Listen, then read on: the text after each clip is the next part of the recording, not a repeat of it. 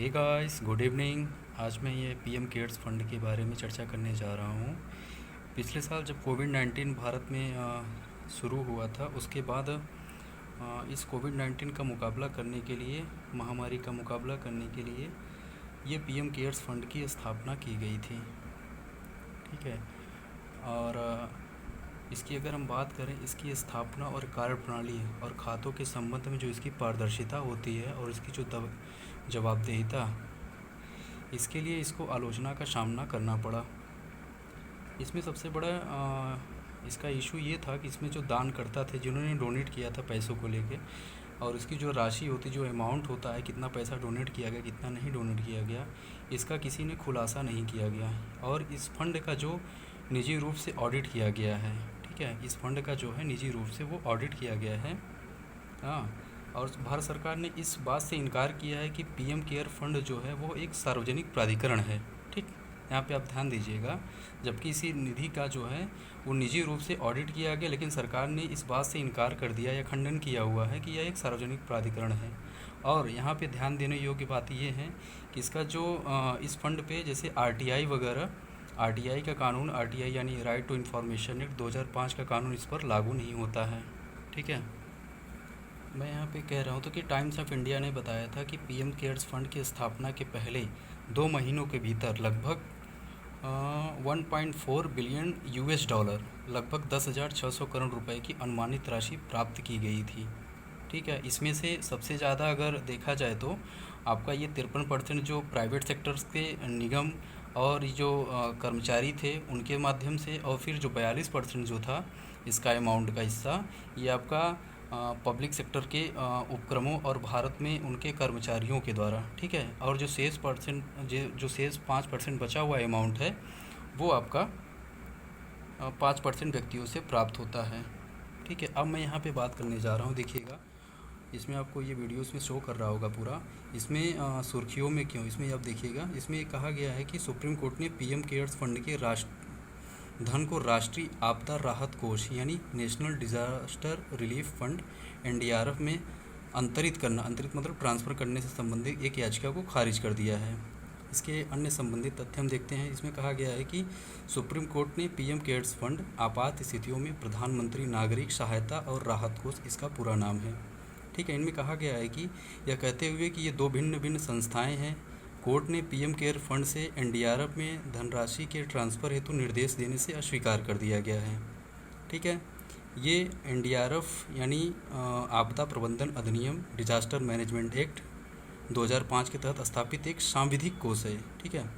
और इसमें किसी भी पीएम केयर्स फंड को कोई सरकारी सहायता प्राप्त नहीं होती है, इसलिए यह कैग द्वारा इसके लेखा परीक्षण की आवश्यकता नहीं होती। यहाँ ध्यान दीजिए कि पीटी के पॉइंट्स आप लोगों के लिए इम्पॉर्टेंट है, यानी इसमें कैग के द्वारा इसकी ऑडिट नहीं की जा सकती है। ठीक है। और इसमें योगदान करने के लिए किसी भी संस्था और व्यक्ति को इसमें प्रतिबंधित नहीं किया गया है। आप चाहे इसमें इतना डोनेट कर सकते हैं। ठीक है। आप इसमें किसी भी तरह से आपको रिस्ट्रिक्ट नहीं किया जा सकता, क्योंकि यह स्वैच्छिक है। ठीक है। उनकी इच्छा पर है कि आप कितना इसमें डोनेट कर पाते हैं। कोविड-19 से उत्पन्न चुनौतियों का सामना करने के लिए यह एक नई राष्ट्रीय आपदा प्रबंधन योजना की आवश्यकता को यह कहते हुए अस्वीकार कर दिया गया कि यह बोधगम्य नहीं है। आपदा आने के पश्चात एक योजना निर्मित की जाएगी। अब यहाँ देखिएगा, पीएम केयर्स फंड एनडीआरएफ, इसका गठन जो है कोविड-19 के प्रकोप के दौरान वर्ष 2020 में गठित हुआ। एनडीआरएफ 2005 के अधिनियमित होने के बाद इसका राष्ट्रीय आपदा आकस्मिकता निधि, national calamity contingency fund, NCCF का नाम परिवर्तित। ठीक है। अब इसके हम उद्देश्यों को देखते हैं। यह किसी भी प्रकार की सहायता या हेतु समर्थन प्रदान करता है।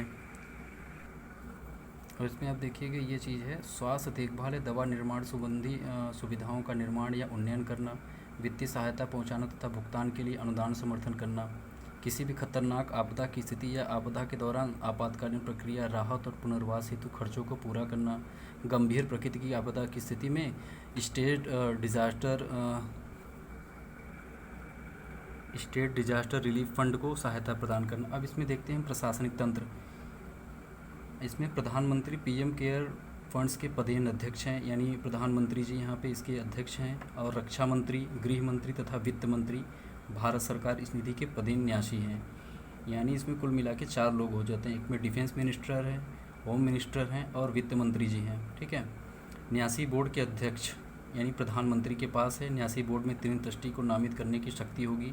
ये ट्रस्टी अनुसंधान, स्वास्थ्य, विज्ञान, सामाजिक कार्य, कानून, लोक प्रशासन, परोपकार के क्षेत्र से जुड़े प्रसिद्ध व्यक्ति होने चाहिए। ट्रस्टी के रूप में नियुक्त व्यक्ति अपनी स्वतंत्र क्षमता के साथ कार्य करेगा। अब इसमें देखिएगा, निधि का प्रबंधन केंद्र सरकार द्वारा किया जाएगा। कृषि और किसान कल्याण मंत्रालय के तहत कृषि और सहकारिता विभाग चक्रवात, सूखा, भूकंप, आग, बाढ़, सुनामी, ओलावृष्टि, भूस्खलन, हिमस्खलन, मेघ प्रस्फोटन, कीटों का हमला, पाला और शीत रहित आदि से जुड़ी आपदाओं के लिए राहत गतिविधियों की निगरानी करता है, जबकि शेष प्राकृतिक आपदाओं की निगरानी गृह मंत्रालय द्वारा किया जाता है। यानी जो अभी मैंने आपसे ये बातें की थी, ये आपका एनडीआरएफ के लिए है, ठीक है। एनडीआरएफ मतलब इतनी चीज़ों को यहाँ पे ये देखता है, और बाकी जो और भी आपदाएं होती यानी इससे जो भयंकर आपदाएं होंगी, ये आपका गृह मंत्रालय के अधीन किया जाएगा, ठीक। अब इसमें देखिए फंड का सोर्स क्या है।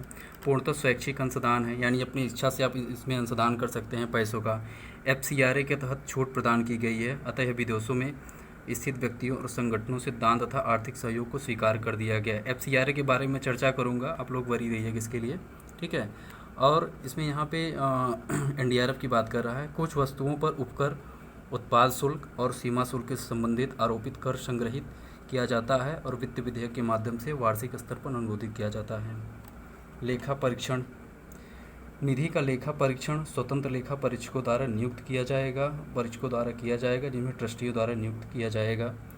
कैग द्वारा NDRF के खातों का लेखा परीक्षण किया जाता है, यानी NDRF के द्वारा NDRF का जो अकाउंट का निरीक्षण होता है, ये आपके कैग के रूप में किया जाता है। आई होप आप लोगों को ये वीडियो अच्छी लगेगी, और आप लोग प्लीज़ इस चैनल को सब्सक्राइब कीजिए, लाइक कीजिए, शेयर कर दीजिए ज़्यादा से ज़्यादा, ताकि मैं इकोनॉमिक्स के अच्छे से अच्छे कंटेंट को आप लोगों के माध्यम तक अवेलेबल करा सकूं, विद करंट को इंक्लूड करते हुए, ठीक है। आप लोगों को बैंकिंग का हो गया, जैसे इन्फ्लेशन की चीज़ें हो गई, और भी जितने भी फॉरेन इंस्टीट्यूशन हैं, जैसे IMF हो गया, वर्ल्ड बैंक हो गया, इस सीरीज़ को भी मैं स्टार्ट करूँगा। प्लीज़ आप लोग इसे प्लीज़ लाइक करिए, शेयर करिए, अधिक से अधिक मात्रा तक पहुँचाने की कोशिश करिए। Thank you very much, good night.